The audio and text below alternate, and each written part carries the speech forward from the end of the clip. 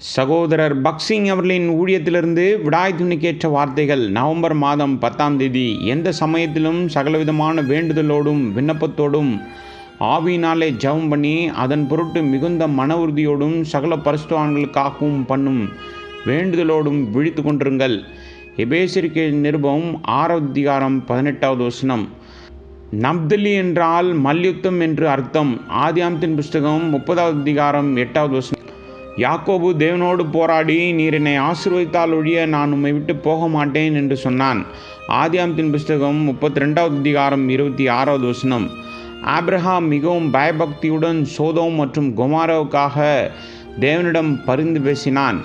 உலகின் பல்வேறு பகுதிகளில் சிதறி கிடக்கும் தேவ ஜனங்களுக்கும் தேவ ஊழியர்களுக்கும் அவளுடைய பாடுகளுக்காக பரிந்து பேசுவதற்கான பாக்கியமும் ஸ்லாக்கியமும் நமக்கு இருக்கிறது. நாம் ஒவ்வொருவரும் தனிப்பட்ட முறையில் எல்லா இடங்களுக்கும் போக முடியாது. ஆனால் நாம் அவர்களுக்காக ஜெபிக்கலாம். எபேசியருக்கு நிருபம் 6வது அதிகாரம் 18வது வசனம். இத்தகைய பரிந்து பேசும் ஜெபமே மல்யுத்தமாகும். ஒவ்வொரு நபர்களின் தேவைகள், அவர்களின் துன்பங்கள் மற்றும் அவர்களின் பிரச்சனைகளை நாம் அறிந்து அவர்களுக்காக நாம் தேவனோடு மல்யுத்தம் செய்ய ஆரம்பிக்க வேண்டும். அப்போது நமது ஜெப எல்லைகள் விரிவடையும். நாமும் தேவனுடைய இருதயத்திற்கு நெருக்கமாக இருப்பதை நாம் காணலாம். ரயிலில் பயணிப்பது ஜெபம் செய்வதற்கு மிகவும் உதவியாக இருக்கும். உலகமெங்கும் உள்ள ஜனங்களுக்காக நான் முழு இரவுகளையும் ஜெபிப்பதில் செலவிட்டிருக்கிறேன். இது எனது அனுபவமாகும்.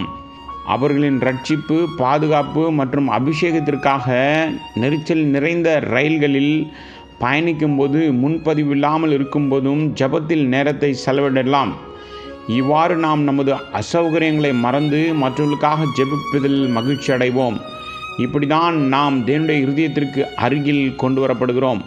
பல வருடங்களுக்கு முன்பு நான் கனடாவின் விக்டோரியா நகரில் இருந்தேன். முதுகுத்தண்டு முறிந்து பிளாஸ்டர் ஆஃப் பாரிஸில் அடைக்கப்பட்ட ஒரு வயதான பெண்மணியிடமிருந்து எனக்கு ஒரு செய்தி வந்தது. அவள் அதிக நேரம் வலியால் துடித்தாள். அவள் வசித்த அறையில் அவளை பார்க்க நான் சென்றபோது அவள் என்னிடம் சொன்னால், என்னை இப்படி படுக்கையில் வைத்திருக்கும் தேவனுக்கு நன்றி. கர்த்தருடைய ஊழியர்கள் பலருக்காக ஜெபிக்க இது எனக்கு நிறைய நேரத்தை தருகிறது. பல ஆண்டுகளுக்கு முன்பாக நான் ஒரு மிஷனரி ஆக வேண்டும் என்று விரும்பினேன்.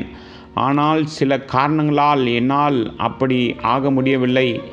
ஆனாலும் இப்போது எனக்கு எப்பொழுதெல்லாம் வலி மற்றும் தூங்க முடியாமல் போகிறதோ அப்பொழுதெல்லாம் உலகத்தின் பல்வேறு பகுதியில் உள்ள தேவ ஊழியர்களுக்காகவும் அவர்களின் ஊழியத்திற்காகவும் ஜெபிக்குமாறு கர்த்தர் எனக்கு நினைப்பூட்டுகிறார். இதுதான் அவளுக்கு தேவன் கொடுத்த ஊழியமாகும்.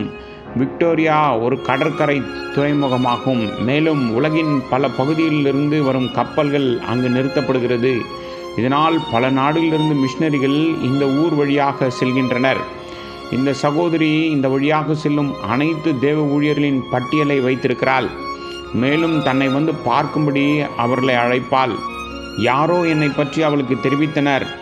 அதனால் அவள் எனக்கும் ஒரு அழைப்பை கொடுத்தாள். நான் அவளை பார்க்க சென்றபோது அவள் முகம் மகிழ்ச்சியில் பிரகாசித்தது.